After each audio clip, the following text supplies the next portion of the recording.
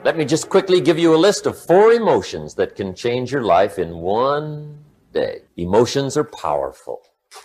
Sometimes it doesn't take much to alter your whole life direction. Okay, here they are. Number 1, disgust. Powerful emotion. Disgust says, I have had it. See, that could be the day. The day you can say, I've had it. And whether you've had it with something small or something major, the day you can say, I've had it, may not be the day it ends, but the day it begins. The man's finally had it with mediocrity. He's had it with being a loser. He's finally had it with those awful sick feelings inside, knowing his wife is at the grocery store looking at 2 cans of beans, one marked 37 cents, one marked 39 cents. And the guy sick inside knows his wife's going to buy the 37-cent can, and she doesn't even like the brand. Do you know why she's going to buy the 37-cent can? To save 2 cents. The guy sick inside finally says, I've had it. Being on my knees in the dust looking for pennies, we're not living like this anymore.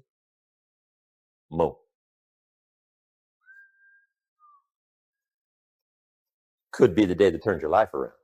The day you can say, I've had it.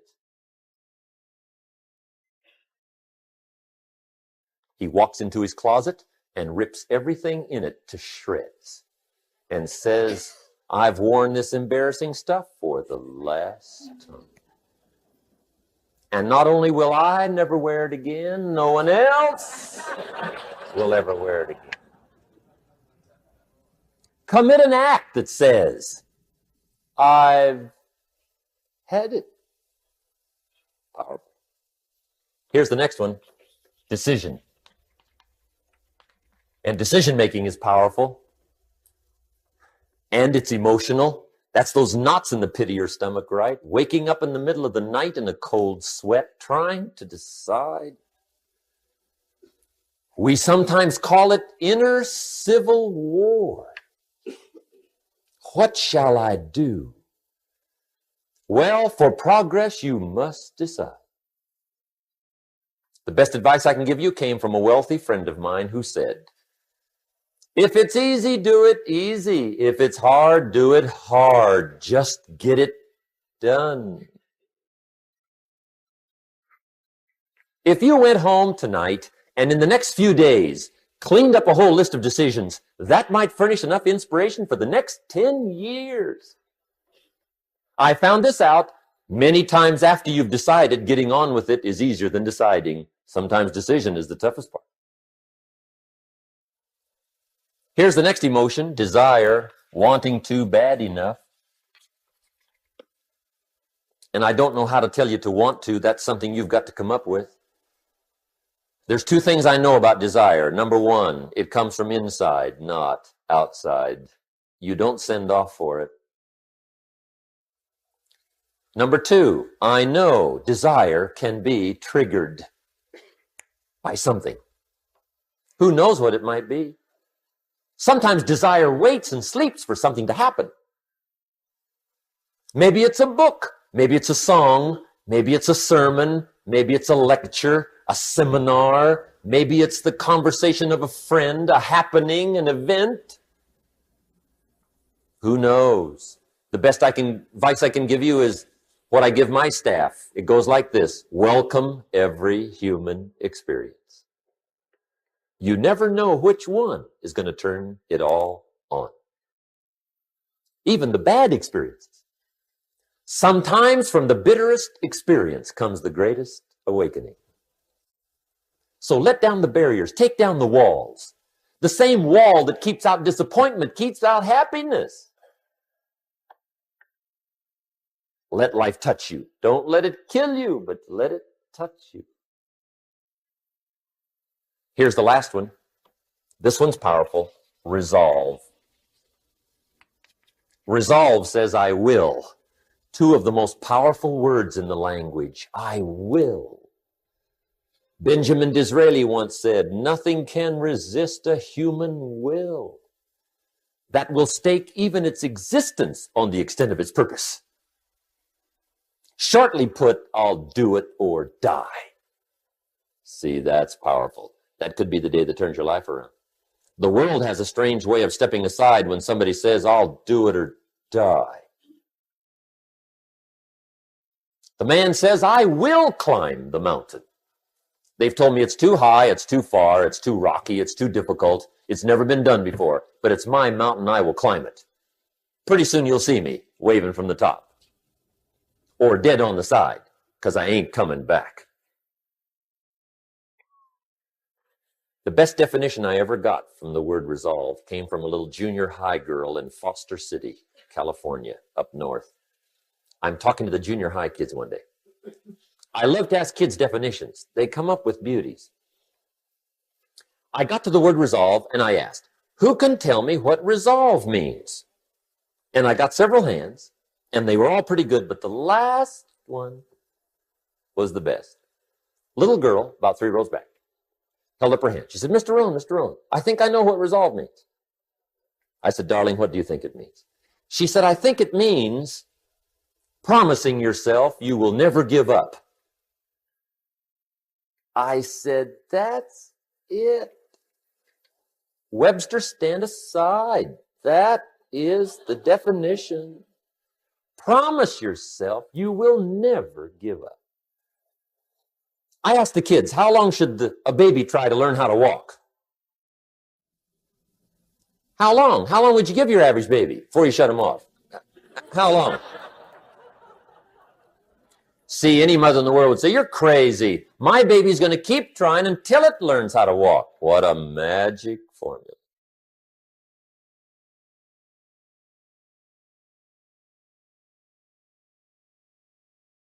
Now, let me show you what triggers all emotions into activity that brings results. And results is the name of the game. Here it is. Action.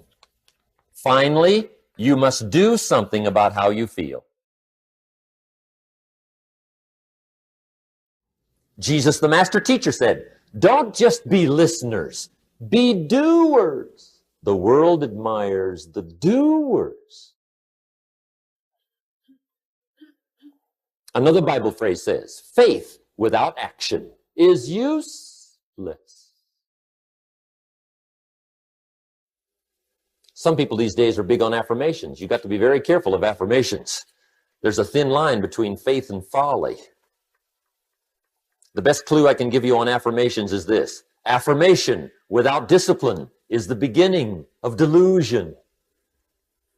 And there's nothing worse than delusion. The guy keeps walking west looking for the sunrise. I mean, delusion is bad.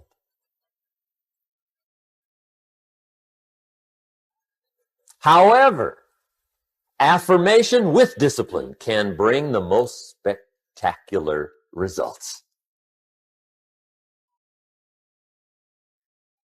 Make sure you always have a game plan to match your wishes. Otherwise, they will always be wishes. The day that turns your life around. Let me give you 4 questions to take home when we're finished. These are called questions to ponder. And this wraps it up. Okay, here's the questions I want you to take home in closing. First question is one of the major questions of the world. Why? Why should you try? Why read that many books? Why go that far? Why earn that much? Why share that much? Why learn all that? Why get up that early? Why put yourself through that much? Why try for all that? Good question. Why? One of the best answers to why is the second question. Why not? What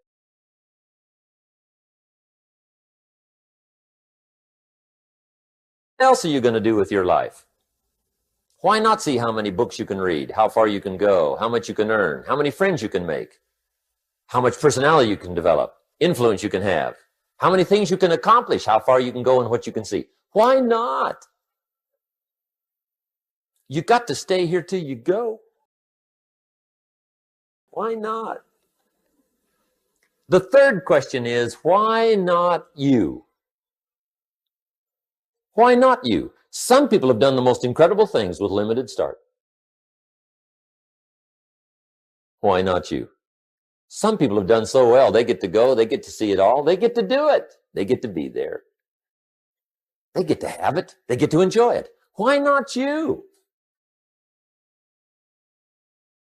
Why not you watching the morning mist rise over the mountains of Scotland? Someday you got to gaze directly at the Mona Lisa. I can show you where to find the most exquisite seashells in Miami and the Bahamas. I know where they are. Why not you? You got to shop on Fifth Avenue in New York.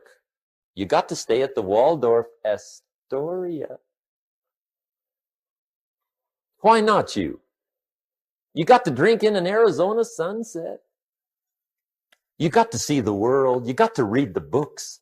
You've got to do the enterprises. You've got to be involved in commerce and love and travel and experiences. You got to do it all. Why not you? You've got to know the results that come from splendid discipline. There's nothing like a view from the top. And the last question is, why not now? Don't postpone your better future any longer. Get at it tomorrow with new vigor. Get you some new books. Ask some new questions. Set some new goals. Get you a new journal. Start your projects book. Get a game plan going.